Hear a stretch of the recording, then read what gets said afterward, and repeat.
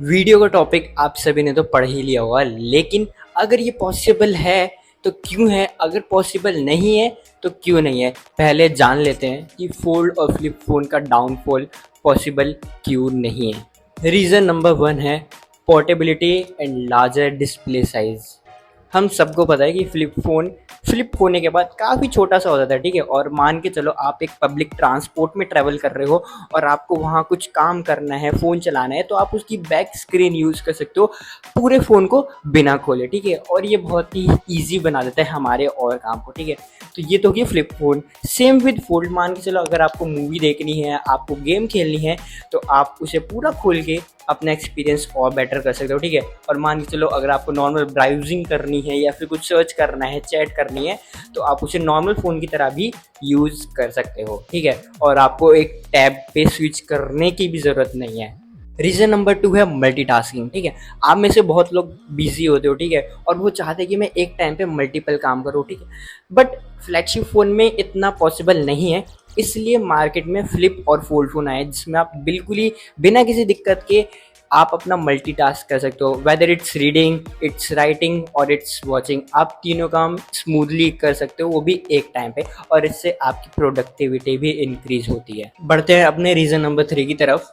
70% लोग फोल्ड और flip phone इसलिए लेते हैं क्योंकि उन्हें इसका डिज़ाइन अच्छा लगता है, और वाकई में ये मार्केट में बिल्कुल ही न्यू कॉन्सेप्ट है फ्लिप और फोल्ड फ़ोन का। बहुत लोगों का ड्रीम है कि यार फोल्ड लेना है, फ्लिप लेना है, क्योंकि हम सिंगल स्क्रीन चला चला के थक चुके हैं। अब हमें अपनी लाइफ में कुछ नया चाहिए, तो इस वजह से भी लोग ये फ़ोन्स लेना पसंद करते हैं। अब बात कर लेते हैं क्या फोल्ड और फ्लिप फ़ोन का डाउनफॉल पॉसिबल है। रीज़न नंबर 1 है प्राइस। देखो, सबसे पहला पॉइंट तो यही है कि फ्लिप और फोल्ड फ़ोन दोनों का प्राइस ही 1 लाख से ऊपर है या फिर 1 लाख के हैं। बट जो लोग खरीदना चाहते हैं इन फ़ोन्स को, वो नहीं खरीद पा रहे क्योंकि उन पे इतने पैसे नहीं हैं, और वो फिर एंड में क्या होता है कि 40 से 50 हज़ार के बीच के जो फ्लैगशिप फ़ोन है वो ले लेते हैं।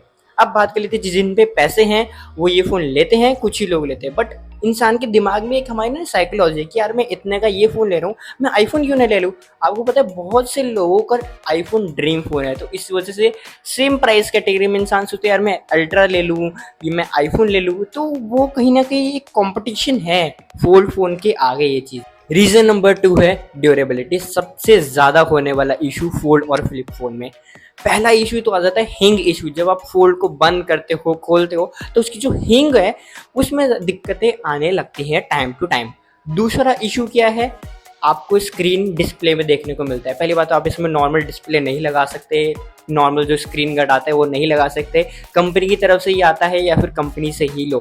और कुछ टाइम बाद आपका डिस्प्ले जो है वो बीच में से उठ जाता है जहाँ से वो फोल्ड होता है, ठीक है। और जब आप इसे ठीक कराने जाते हो आफ्टर वारंटी, तो आपका अच्छा खासा पैसा खर्च हो जाता है। अगर वारंटी में है तो कोई दिक्कत नहीं है, बट ये इशू अब तक रिजॉल्व नहीं हुआ है फोल्ड और फ्लिप के केस में, ठीक है। तो अगर आप बिल्कुल ही केयरलेस हो फ़ोन को लेके, तो ये फ़ोन आपके लिए नहीं बना है, क्योंकि इन फ़ोन को चाहिए बहुत ही ज़्यादा केयर। रीज़न नंबर 3 है बैटरी एंड कैमरा। आपको पता है कि ये फ्लिप और फोल्ड फ़ोन की यूएसपी है ये कि ये फोल्ड और फ्लिप हो जाता है, और कंपनी यही बोल के इन्हें बेच रही है। बट कंपनी ने इन चीज़ों पे इतना ध्यान दे दिया कि कंपनी ने इनकी बैटरी और कैमरा पे ध्यान ही नहीं दिया। बात करूँ मैं बैटरी की, तो मैंने बहुत सारे यूजर्स से बात की इसकी बैटरी कैसी, और उन सभी का जवाब था only good, not too good, not bad, और थोड़ा बल्कि लगता है पकड़ने में। Same with camera, photos are excellent, काफ़ी अच्छी फोटोज क्लिक होती है इससे, बट वीडियो में मैं रेट करूँगा 8। काफ़ी दिक्कतें आती हैं वीडियोज़ में, ठीक है। अगर मैं आईफोन से भी कंपेयर करूँ तो ज़्यादा बेटर नहीं है। अब देखो, ये सारी चीज़ें तो होती रहेंगी, इन चीज़ों को हटा के मैं आपको बता दूँ, ये जो भी सारी इन्फॉर्मेशन है ये मैंने यूज़र्स से बात करके निकाली है, और बहुत सारे रिसर्च करके ही मैंने आपको चीज़ें इस वीडियो में बताई हैं। तो वीडियो अगर वैल्यूएबल लगो तो लाइक कर देना, सब्सक्राइब कर देना, ताकि मैं और ऐसी अच्छी और भी अच्छी आपके लिए वीडियोज़ लाऊँ, ठीक है। और कमेंट में बता देना अगर मेरे लिए कोई फीडबैक हो, प्लीज़। Thank you.